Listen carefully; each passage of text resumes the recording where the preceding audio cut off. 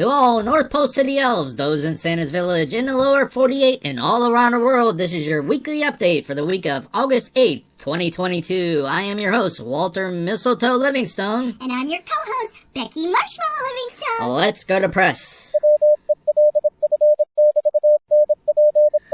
For the week of August 8th, 2022, your sponsor will be Ollie's Ornaments, located at 927 Pine Tree Lane. This week's special, take 50% off of selected ornaments and decoration designs. That's Ollie's Ornaments, your one-stop shop for holiday decorations.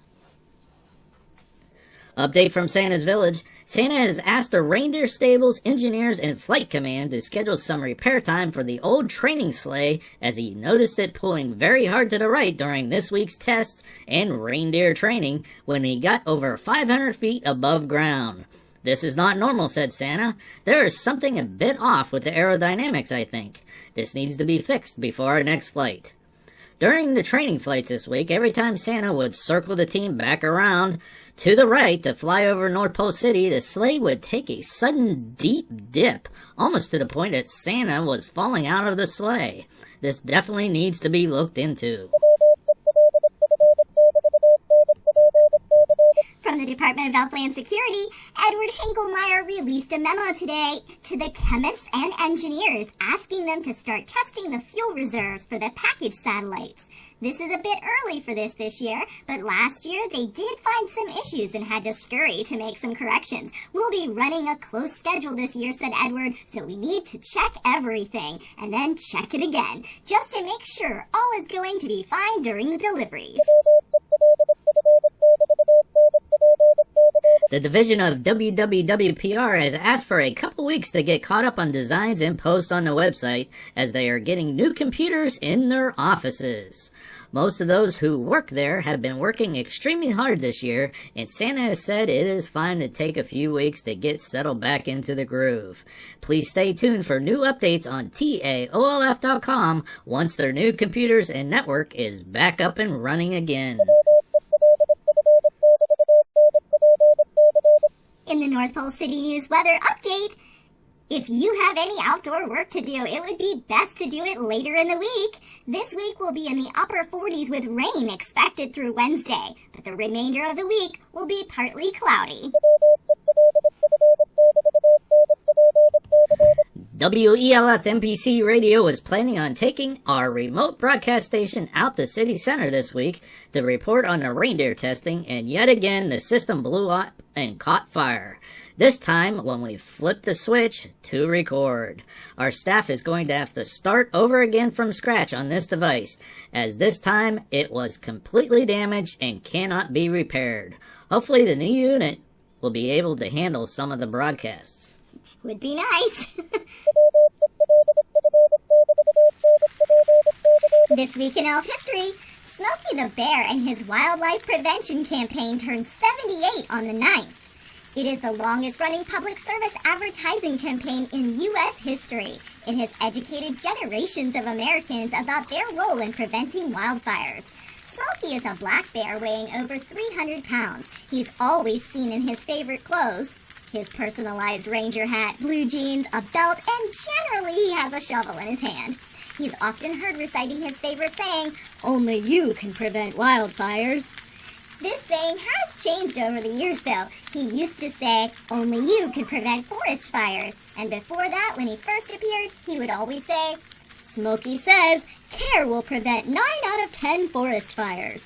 His goal has always been to get your help to keep his home and those of his friends from being destroyed by wildfires. But how exactly did Smokey Bear become associated with wildfire prevention? Well, in the spring of 1942, Japanese submarines surfaced near the coast of Santa Barbara, California, and fired shells that exploded on an oil field, which was very close to the Los Padres National Forest. The fear that these explosions in the forests of the Pacific coast would ignite numerous raging wildfires was terrifying. It was decided that if people could be urged to be more careful, perhaps some of the fires could be prevented. To rally this cause, the Forest Service organized a Cooperative Forest Fire Prevention, or CFFP, program with the help of the War Advertising Council and the Association of State Foresters. They created posters and slogans, including "Forest fires aid the enemy" and "Our carelessness, their secret weapon." Walt Disney's motion picture Bambi came out then too, and Disney allowed the CFFP to use the film's characters on a 1944 poster. However, Disney only loaned the characters to them for 1 year. They would need to find an animal symbol that would belong to them, and nothing seemed more fitting than the bear. So on August 9th of 1944, the creation of Smokey Bear was authorized by the Forest Service. His poster, the first one, depicted a bear pouring a bucket of water on a campfire. Smokey Bear soon became popular and began to attract commercial interest. An act of Congress passed which removed Smokey from the public domain and placed him under control of the Secretary of Agriculture. The act provided for the use of collected royalties and fees for continued wildfire prevention education. But wasn't there a real-life Smokey Bear? Yes, there was. One spring day in 1950, in the Capitan Mountains of New Mexico, a major wildfire sweeping along the ground between the trees, driven by a strong wind, was discovered. After the fire was contained, it was found that a little bear cub had not fared well. He had taken refuge in a tree that became completely charred, and he had badly burned paws and hind legs. The crew removed the cub from the tree, and a rancher among the crew agreed to take him home to care for him. A New Mexico Department of Game and Fish ranger heard about the cub when he returned to the fire camp. He then drove to the rancher's home to help get the cub onto a plane to Santa Fe, where his burns were treated and bandaged. Soon, the United Press and Associated Press broadcast his story nationwide, and people wrote and called asking about the cub's recovery. The state game warden wrote to the chief of the Forest Service offering to present this cub to the agency as long as the cub would be dedicated to the conservation of wildfire prevention and a publicity program. The cub was soon on his way to the National Zoo in Washington, D.C., becoming the living symbol of Smokey Bear. He remained at the zoo until his death in 1976, when he was returned to his home to be buried in the Smokey Bear Historical Park in Capitan, New Mexico. Smokey receives so many letters that he's even had to have his own zip code created. You, too, can write to Smokey Bear and maybe send him a birthday card at Smokey Bear, Washington, D.C., 20252. The annual summer sale sponsored by North Pole City Commerce Association and North Pole City continues this week through Wednesday. Be sure you are getting your special flyer stamped as you visit the businesses. Don't forget to drop off your completed flyer to the North Pole City Commerce offices. When you do, you will get a prize from the Commerce Association, a 2022 ornament for your tree. Take your completed flyer to get your ornament by August 10th. From the North Pole City Council, the next North Pole City Council meeting is scheduled for Thursday, August 11th at 6 p.m. If you plan to attend, be there by 6 p.m. as doors close and the meeting start time is prompt. You don't want to interrupt the meeting with a late entrance. The topic for this council meeting is the review and discussion on the replacement of the boiler for the Iron Reindeer steam engine. As you're aware, there are some issues with the engine that we've had this past week, and the engineers are to the point where they feel they need the boiler replaced, since it has been patched and repaired several times over the last few hundred years. This Saturday, the North Pole City Sports League will be participating in the community garage sale. They will be getting rid of the equipment and props from the reindeer games that are no longer played. Did you have a favorite game that got eliminated this year? Come and pick up some of the equipment at the garage sale and play it at home with your family and friends. This week in community events, we begin with Tuesday, August 9th, which is the day for all those who love to read. It's National Book Lovers Day. The Division of History and Research encourages you to find your favorite reading place and a good book.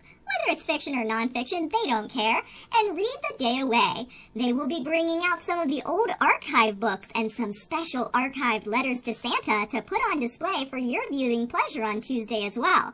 Take a moment and visit their office in the library all day Tuesday for a peek at those precious items, usually kept just in the archives. Then on Wednesday, the 10th, to celebrate National S'mores Day, the North Pole City Hotel will be hosting a s'mores bar. Stop by and try your hand at a new creation or an original s'more. And on Saturday, join the Community Garage Sale for National Garage Sale Day. Looking to get rid of a few things or pick up a few new ones? The North Pole City Community Garage Sale will be from 8 a.m. to 5 p.m. So put out your items and check out what your neighbors have.